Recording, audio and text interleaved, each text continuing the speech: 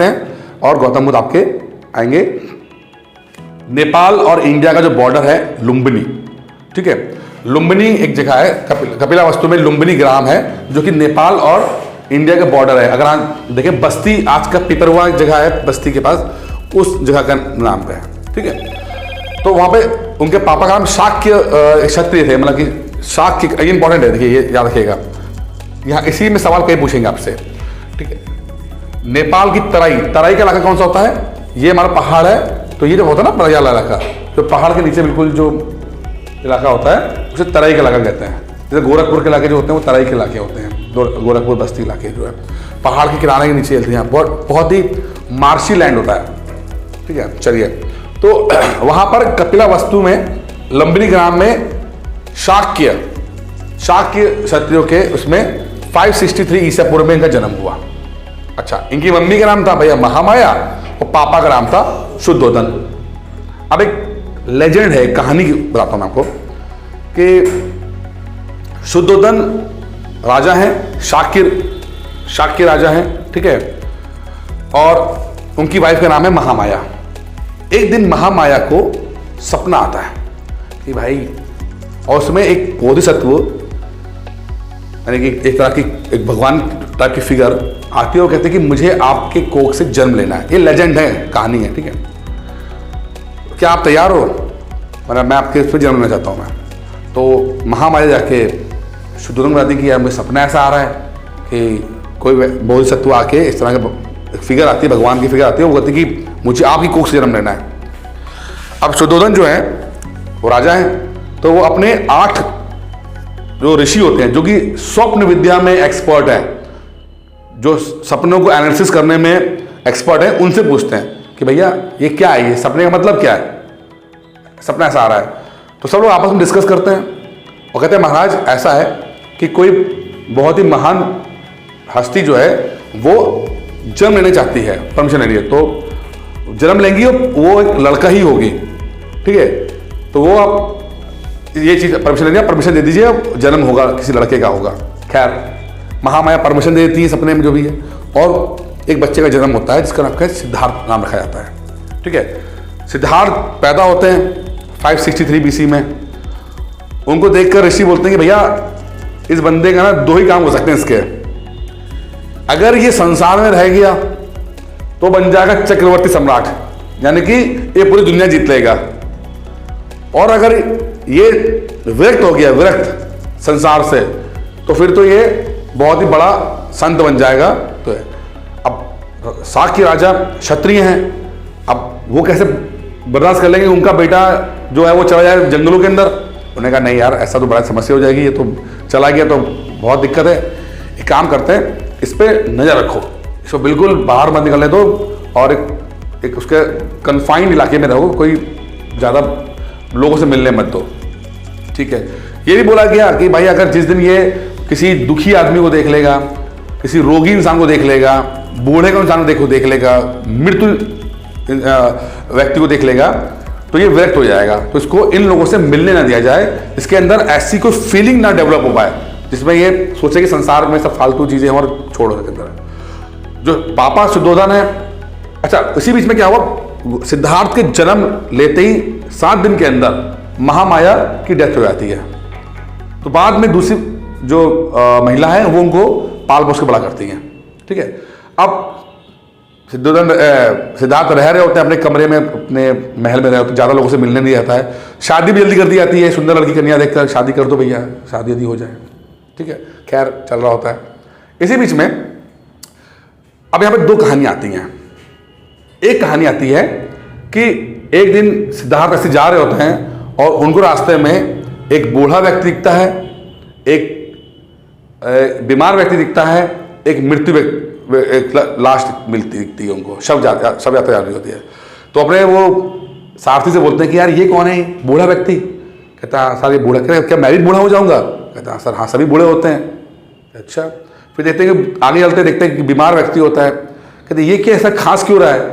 कहते बीमार है। तो क्या मैं भी बीमार पड़ जाऊंगा? कहते हैं हाँ सर सभी बीमार पड़ते हैं, आप भी बीमार पड़ जाओगे।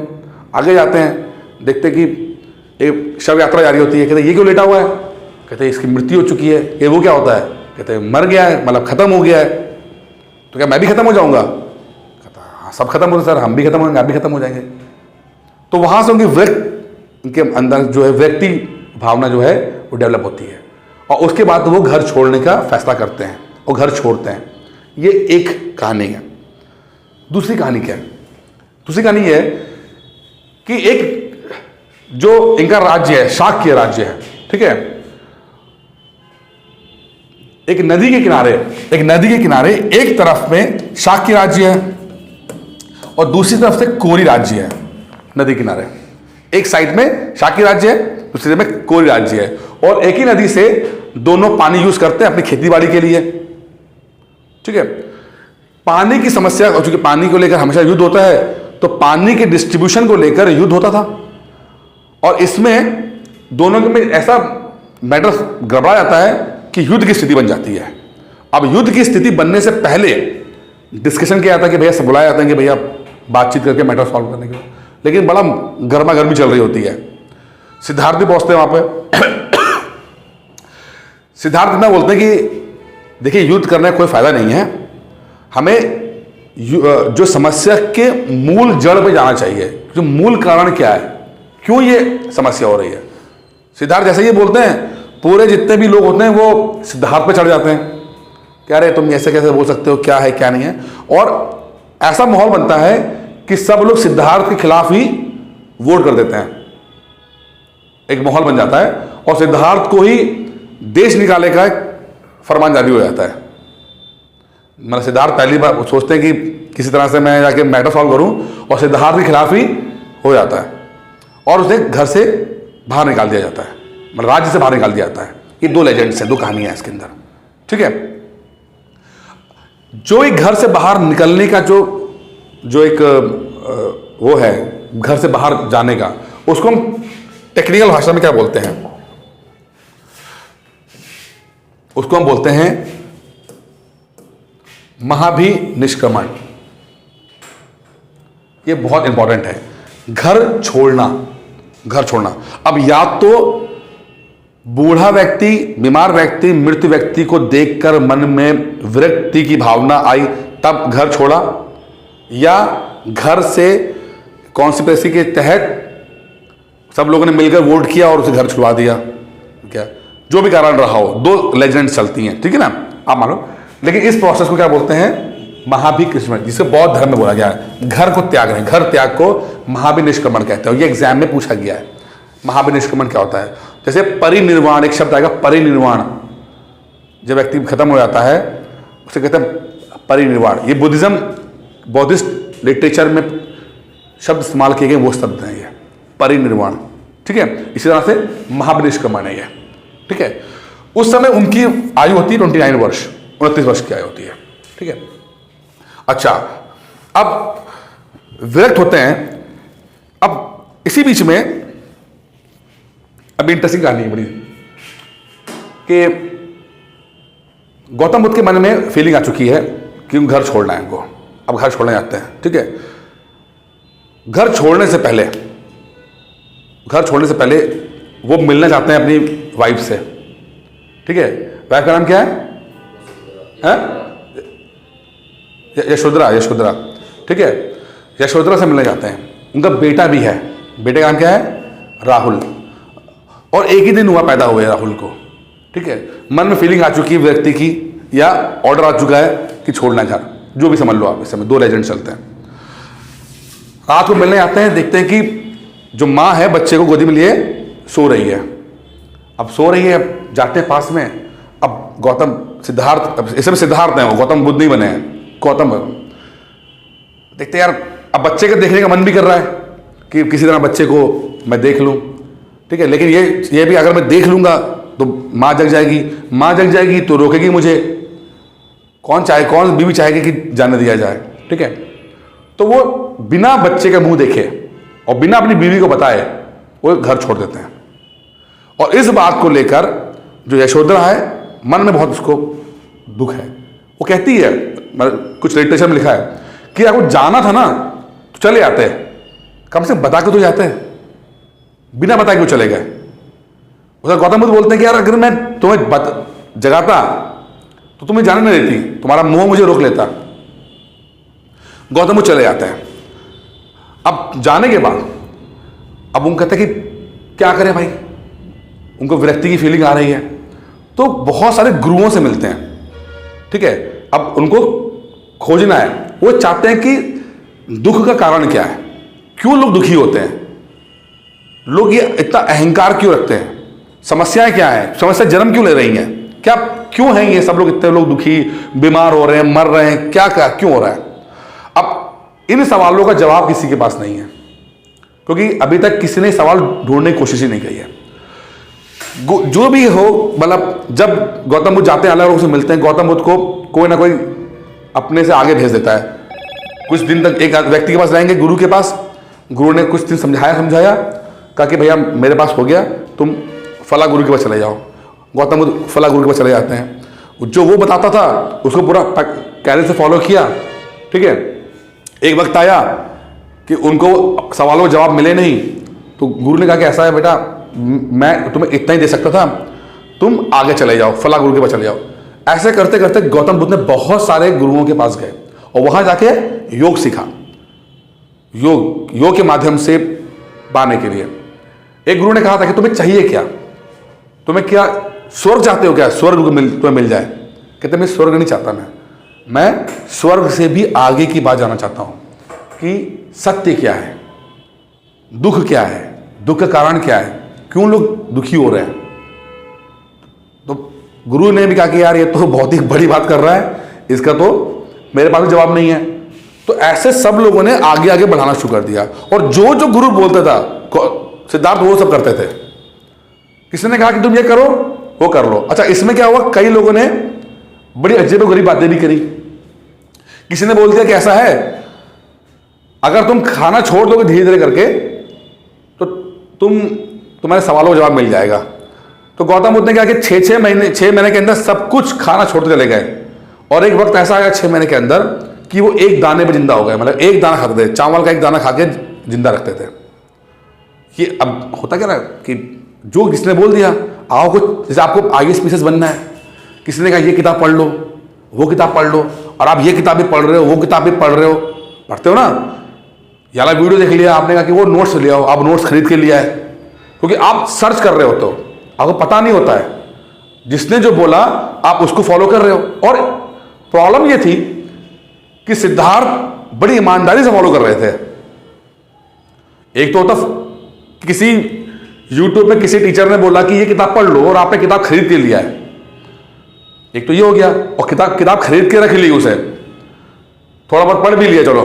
और एक होता है कि आपने किताब लेकर आए और शिद्दत से पढ़ डाली किताब को, और उसके बाद सिलेक्शन नहीं हो रहा आपका।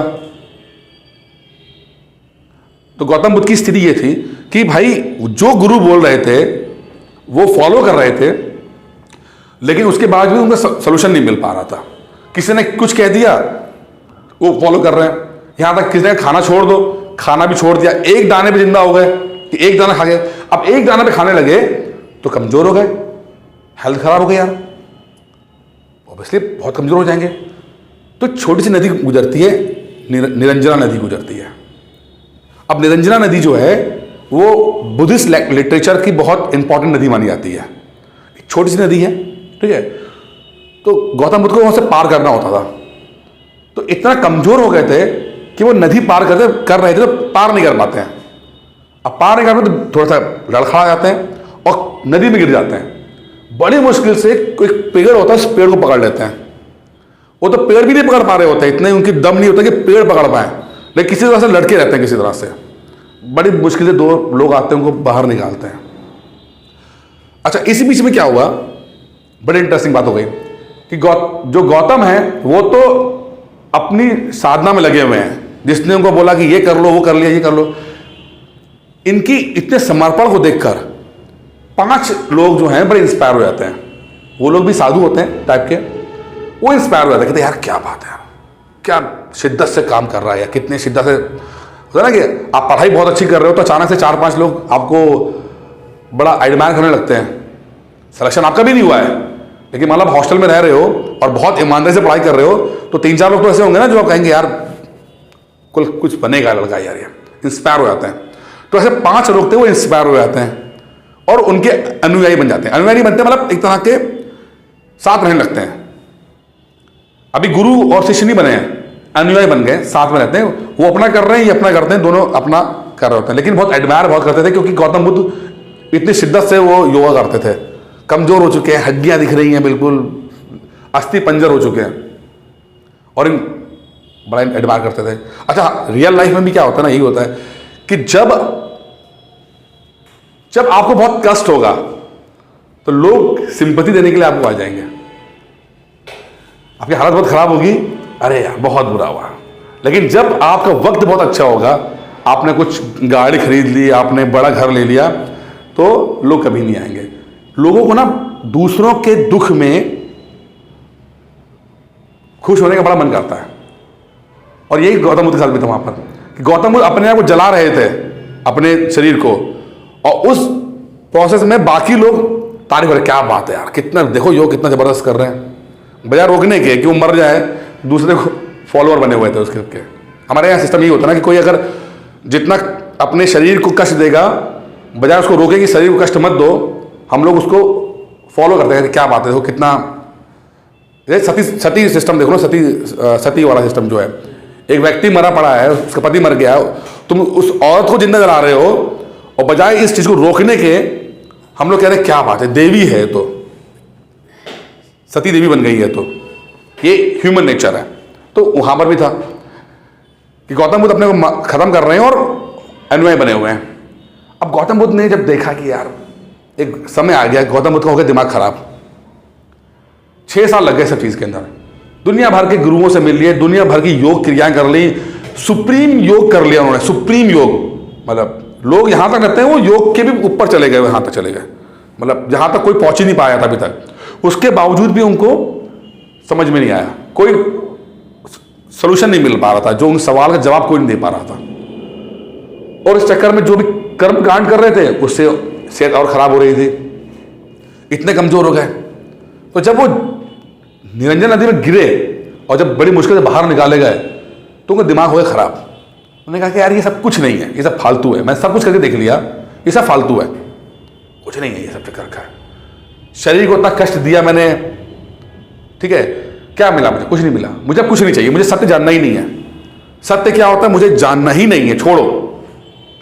गुस्से में आ गए, मुझे नहीं जानना, वरना खत्म करो। और जिस दिन उन्होंने फीलिंग की कि मुझे सत्य जानना ही नहीं है, उसके बाद उनको सत्य जानने की होता है ना, आपके जब आपकी इच्छा बिल्कुल खत्म हो जाती है, जब इच्छा भी खत्म हो जाए आपके अंदर की, जब आपका जो ज्ञान मिलेगा वो ट्रू ज्ञान है।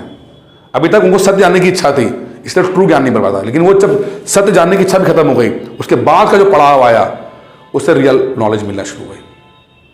अच्छा, अब क्या हुआ? जब उन्होंने सब टंटे खत्म कर दिए, अब वो खाना शुरू कर दिया उन्होंने। इसमें कहानी बड़ी प्रसिद्ध है, कहानी क्या है, सच्चाई भी है कि एक शूद्र लड़की है सुजाता, वो खीर लेकर आती है और गौतम बुद्ध को खिलाती है, खीर खा लो। कहते हैं इतने कमजोर हो गए आप, खीर खाइए। तो गौतम बुद्ध खीर खाते हैं। उससे पहले वो क्या था कि ये चावल का दाना खा रहे थे, वो दूध की खीर खाते हैं। अब दूध की खीर खाते हैं, निरंजन नदी में जाते हैं खाते हुए, और खाकर उस डियाली को नीचे फेंकते हैं ऐसे करके, और कहते हैं कि अगर मैं अपने काम में सही डायरेक्शन में जा रहा हूं, मैं मतलब तब तो ये जो डियाली नीचे गिरी है ये ऊपर आ जाए, अन्यथा ये नीचे चली जाए। तो जैसे ही बोलते हैं, वो जो कटोरी होती है वो ऊपर आना शुरू हो जाती है। इसका इंडिकेशन होता है कि आप सही ट्रैक पे हो। ये लेजेंड है ये भी तरह का, ठीक है। लेकिन उसके बाद से गौतम बुद्ध ने अपने शरीर को कष्ट देना बंद कर दिया। अब वो कोई फालतू कर्म कांड करते थे, अब उन्होंने अलग तरीके से योग करना शुरू किया। अब वो अलग तरीके से योग कर रहे थे।